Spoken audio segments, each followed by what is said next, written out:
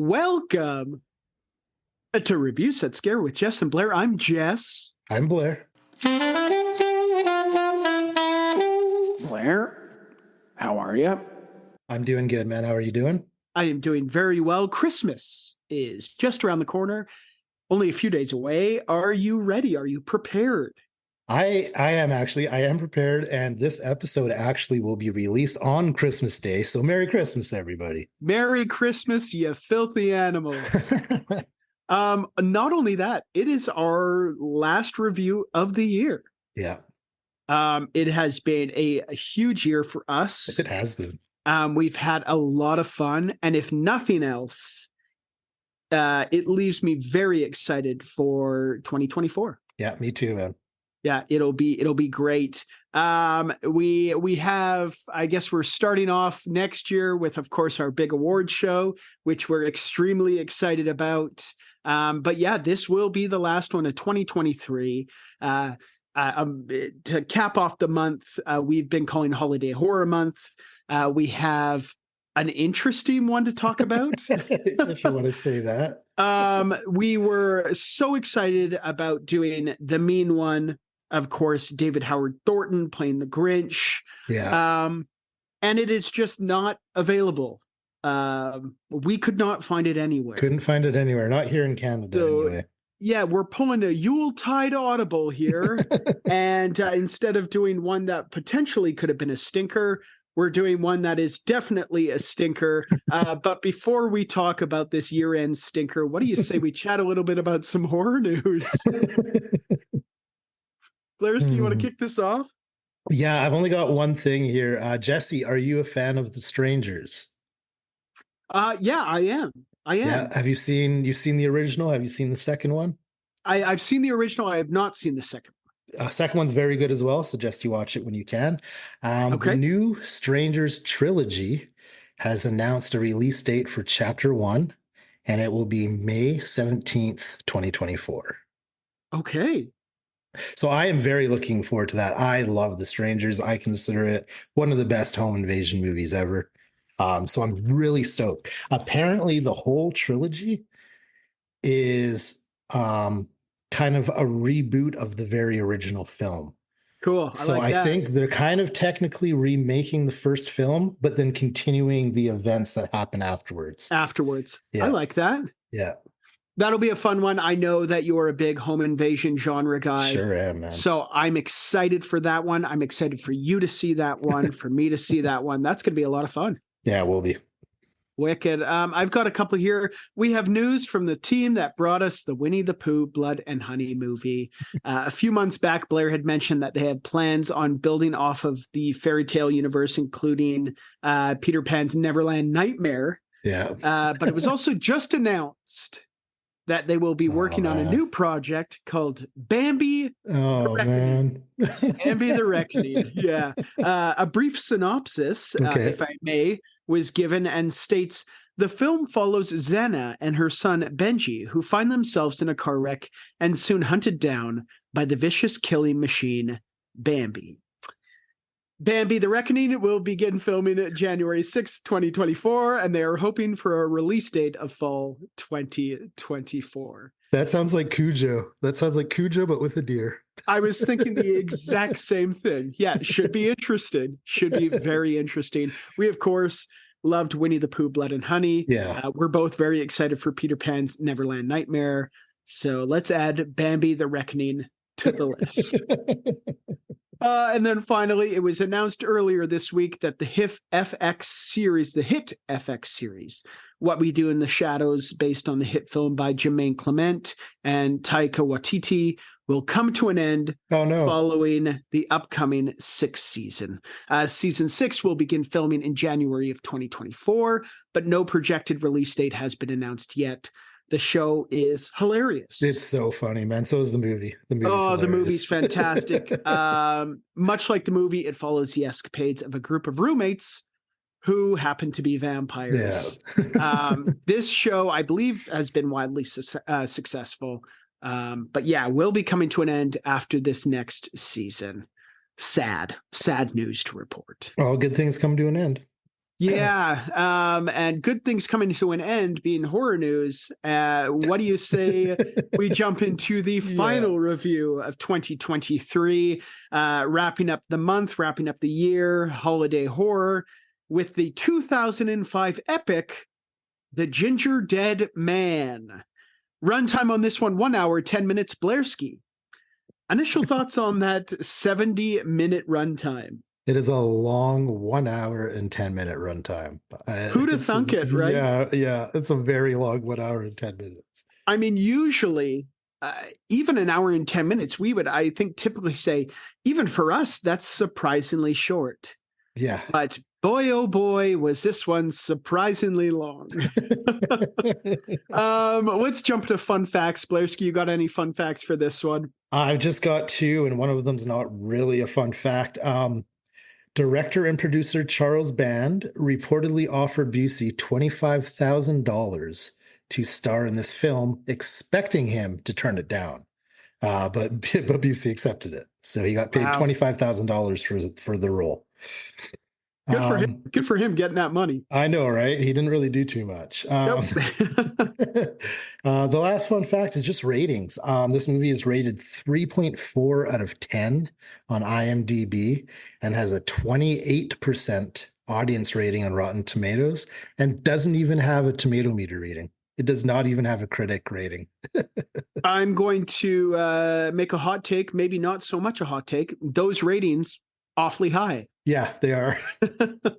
Oh, goodness. We haven't even really started talking about the movie already, shitting on it. I've got one fun fact. They had originally started working on this film back in 2001. Okay. Much of the script was rewritten, and the design for the Gingerbread Man was redesigned as well. But apparently there was an action figure even made up, a teaser trailer, things like that. But yeah, started working on it in 2001. Let's dive into the fine folks who worked on this interesting flick. First of all, as you had mentioned, directed by Charles Band, also directed quite a long resume. Also directed 1984's Trancers, 1982's Parasite, 2003's Puppet Master: The Legacy, 2006's Evil Bong, 2009's Evil Bong 2: King Bong, Evil Bong 3: The Wrath of Bong, Evil Bong 420, Evil Bong High Five, Evil Bong 666, Evil Bong 777, Bad to the Bong, Evil Bong 888, Infinity High, and of course our favorite 2013's Gingerdead Man versus Evil Bong. Oh my God! Hey, isn't he supposed to be at the HorrorCon this year coming up? Really? Charles Band, yeah, he is. Okay, excellent. Yeah. Okay. They've already announced him. Interesting. We should get a Gingerbread Man signed by Charles Band, perhaps. That or a this one written by William Bustler, also wrote Gingerdead Man 2: Passion of the Crust, 2011's Gingerdead Man 3: Saturday Night Cleaver, and 2022's Curse of the Reanimator. Also written by Dominic Muir, also wrote 1986 Critters, and Evil Bong 3: The Wrath of Bong. This one starring Robin Sidney as Sarah, also starred in 2009's Skullheads, 2012's Night of the Living Dead 3D Reanimation, starred as Kendra in both Barbie and Kendra Save the Tiger King and Barbie and Kendra Storm Area 51, and was also in a few installments of the Evil Bong series, where I believe she plays the same character as she does in Gingerdead Man. Really, Sarah? Yeah. Also starring Ryan Locke as Amos, starred in 2002's American Gun, 2005's Supercross, and in episodes of Magnum PI, Hawaii Five-0, NCIS, CSI, and Law and Order. And then finally, Gary Busey as Millard Findelmeyer. Great name. Yeah. Also starred in the Buddy Holly story as Buddy Holly, where he was nominated for an Oscar for Best Actor.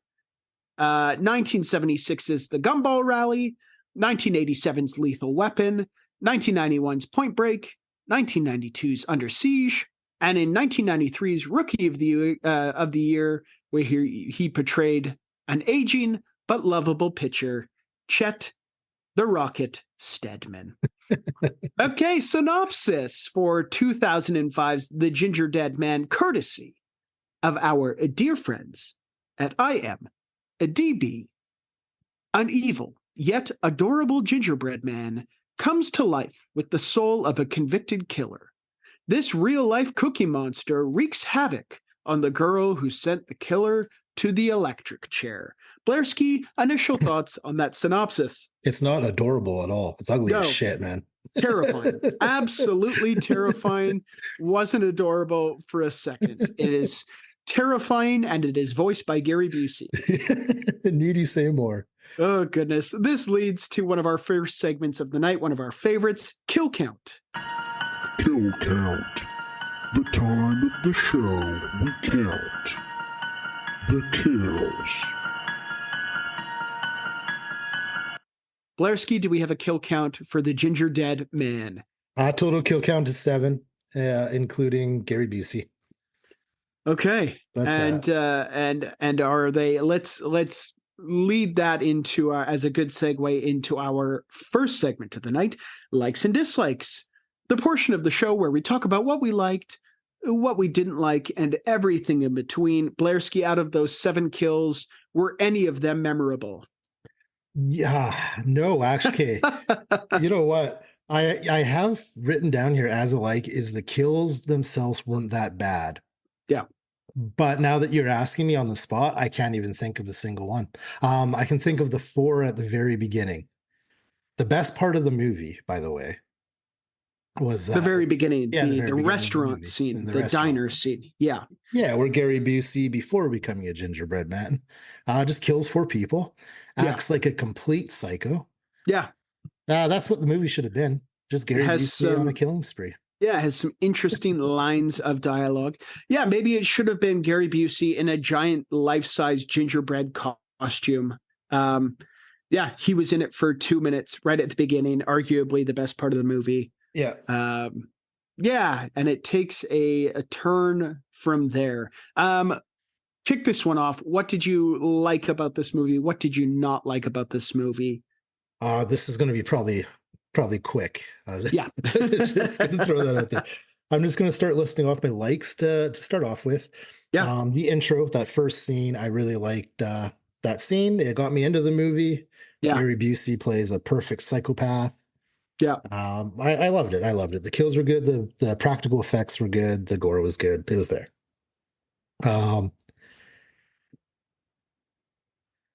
This from movie, there. yeah, I know. Well, I'm just like my first 4 notes were like all practically the same thing. Just worded differently. Yeah, just worded differently. This movie to me felt like a long episode of Are You Afraid of the Dark, or like Goosebumps, even something like that. Yeah, I agree. I had written down the whole thing felt like an overdramatic after school special. Yeah. From everything from the acting to the script to the music to the gingerbread man himself. It was over the top, goofy, maybe unintentionally. I feel like they were trying, it seemed like they were trying for a good movie. It didn't, I don't know, man. You know those movies that know what they are and it makes it funny, it makes it enjoyable to watch? We love those movies. Yeah, this was not that. No, and it's like, I think if it knew what it was, it would be that much more enjoyable. Yeah. But even with the dialogue, like the dialogue wasn't great. It was, like I said, it was over dramatic. And it came off as a bit cheesy. There was way too many baked good puns, including shut your pie hole, ever try a lady finger after a finger is cut off by the Gingerdead Man, and give me some sugar, baby.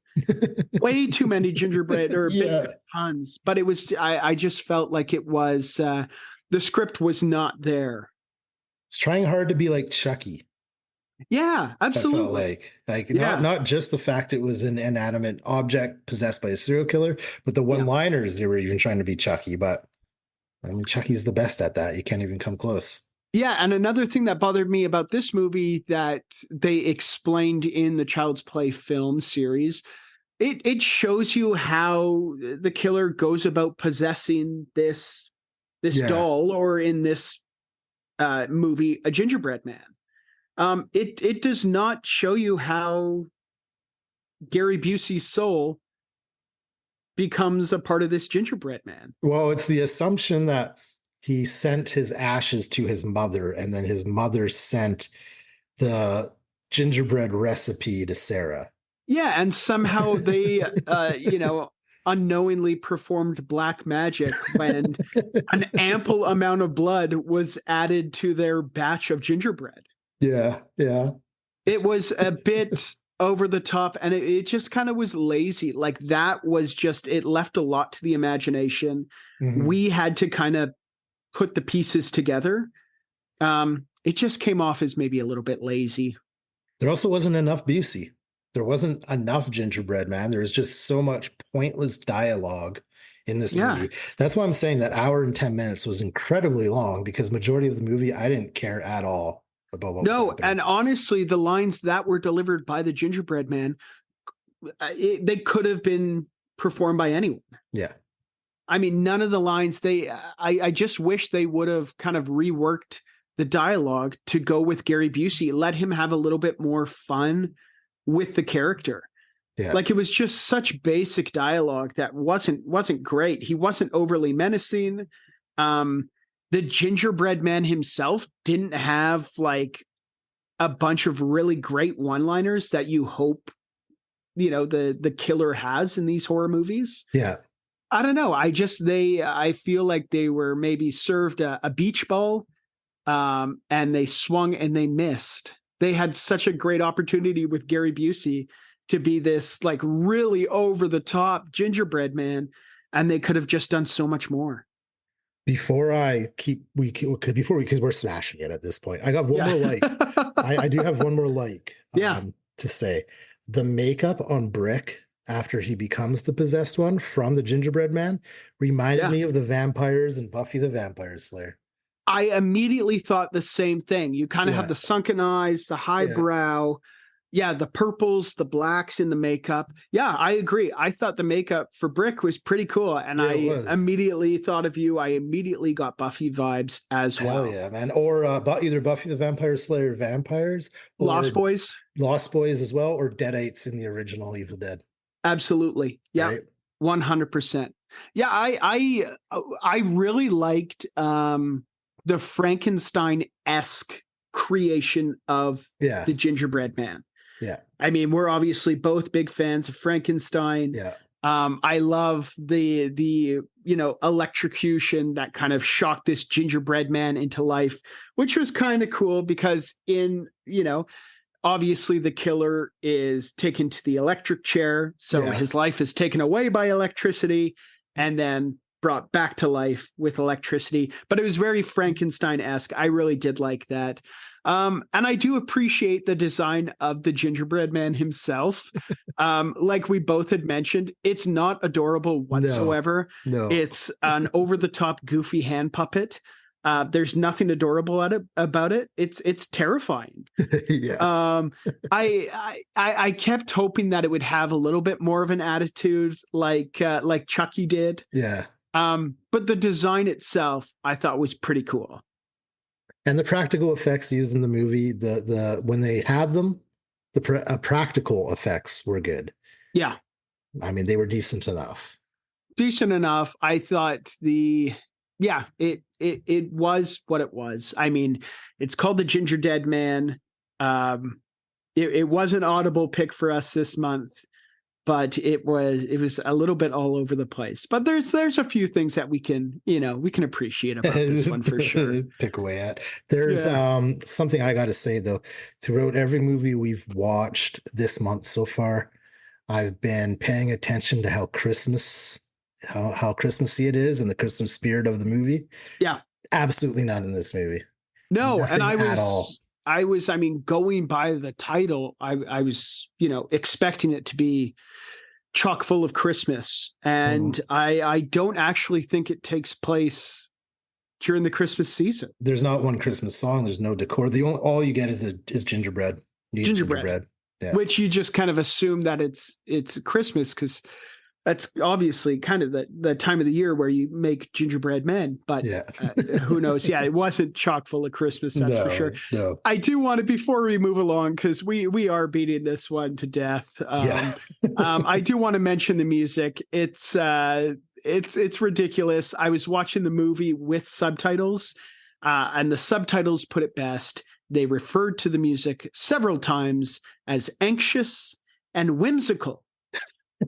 Two words that have also been used to describe myself: anxious and whimsical. I think that's been enough of likes and dislikes. Let's move this right along to our next segment: lessons we learned from watching 2005's The Gingerdead Man. Lessons we learned from watching. Insert title of movie here.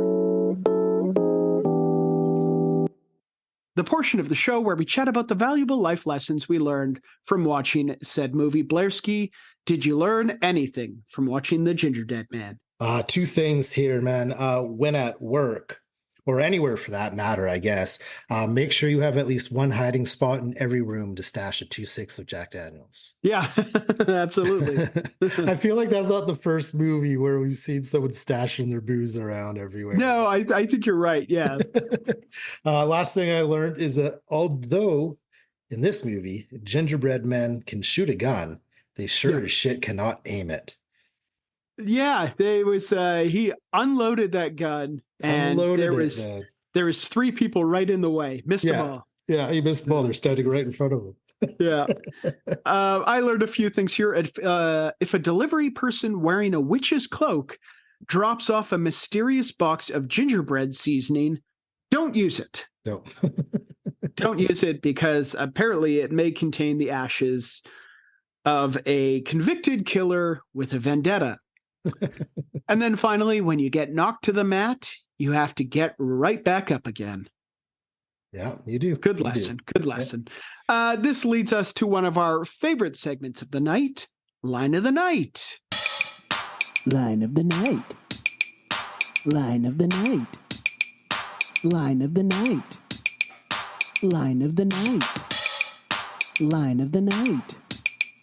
Line of the Night. Line of the Night. Line of the Night. Line of the Night. The segment of the show where we discuss our favorite lines from the movie. They might give us chills. They might give us the giggles. All we know is that they are our favorite. Blairski. Want to list a couple of your favorite lines for this one? Yeah, sure. I've got a few of them. I mean, this movie was chock full of one-liners. Not all of them that good, but whatever. Yeah. The butcher baker needs no doctor. He can always take the heat. Yeah. Said, of course, by the butcher baker. Yeah, a.k.a. Brick. A.k.a. Brick. I stick around Lorna because she pays for the beer and pizza. Yeah. Said by Amos, who I thought at the time was his girlfriend until he started making out with Sarah. So I don't even know what's going on with that. Kind of an odd love triangle in this one. Right? Yeah. How about a facial? Said by the gingerbread man just before he slashes Lorna across the face. Lorna, it was announced in the movie several times that she won, what was it, Miss Pretty Face Waco, Texas? Yeah, Miss Pretty Face Waco, Texas. Yeah. Yeah, good for her. Yeah. Last line of the night I got is also said by the butcher baker after he eats the gingerbread man, and he says, "Got milk?" Yeah, great line. The next shot is him downing a jug of milk. It might be one of the best lines of the movie. Man. Yeah, got milk. I've got a couple here. Lorna says $50,000 goes a long way at Walmart.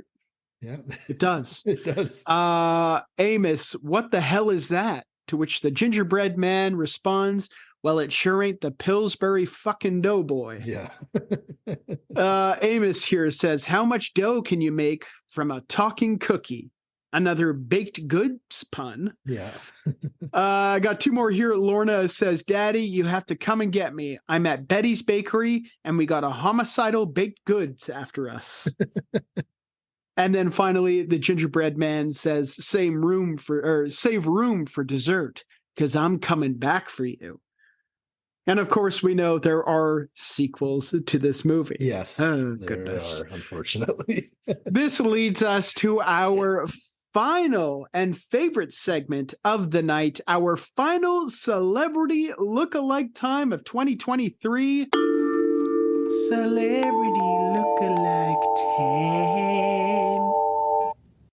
The time of the show where we take a look at the cast and discuss their celebrity doppelgangers. Spoiler alert, it usually comes down to the character's hairstyle. Blairski, Yes, what do you got for sir. celebrity look-alike time? I actually got quite a few, believe it or Okay. not, because there's not that many characters in this movie. But okay, so Jimmy, he Yep. reminded me a little bit of Tom Green, but he Okay. also reminded me of Chris Elliott, who's in Schitt's Creek and Scary Movie 2. He's the butler with the Absolutely. Yeah, the crippled hand. absolutely.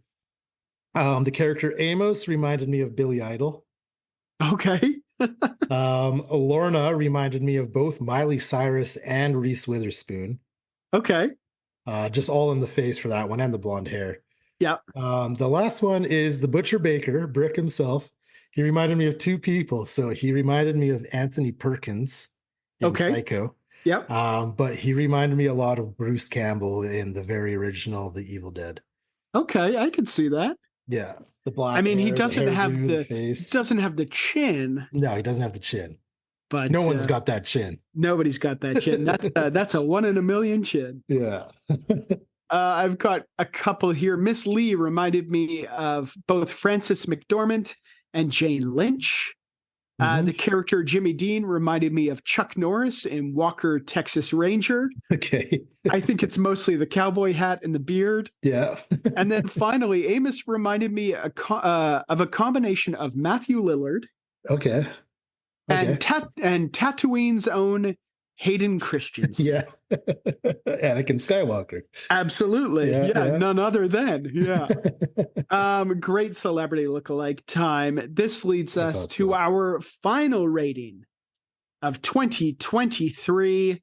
Blairski, out of 5 gingerbread men containing the soul of Gary Busey instead of sugar, spice, and everything nice, what do you give the Gingerdead Man out of 5? Such a festive rating. Really is. I'm going to be giving Gingerdead Man a generous 1.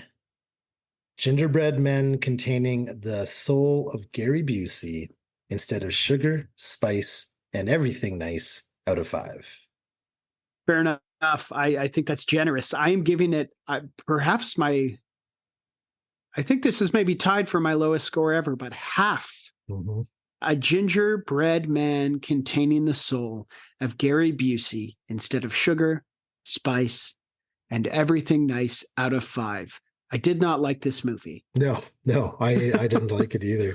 It gets it gets a lot of hype from certain horror fans. I don't really understand why. I mean, I get loving a good bad movie, but I don't know. This is just a bad movie. Yeah, and there's definitely good bad movies out there. We love good bad movies. Yeah. This is not one of them, and it had the potential to be a good bad movie. They needed to have more Gary Busey, and they needed to rework the dialogue for Gary Busey. Yeah. To give it more Buseyness. It needed the Busey. It needed the Busey. It did indeed. Blairski, what a run 2023 has been. It has I've enjoyed every minute of it. Yeah, and I'm so excited to, of course, do our yearly wrap up, aka our Eat Every Sandwich Awards show, which will be coming out January 1st. But until then, from us at Review Set Scare with Jess and Blair, happy holidays, everyone. Stay safe. Yes. Take care of one another. Be smart. Make good choices. Don't drink and drive. I'm Jess. And I'm Blair. Remember to stay scary. And eat every sandwich. Bye. Bye, guys. Merry Christmas. Merry Christmas. Thank you for listening to Reviews That Scare. Make sure you check out our Linktree at linktree/reviewsthatscare. That's linktr.ee/reviewsthatscare, which has links to our Instagram, YouTube, Patreon, Twitch, and many other things. If you'd like to email us, you can reach us at reviewsthatscare@gmail.com. Thanks for listening, and remember to stay scary and eat every sandwich. A proud member of Pod Nation TV.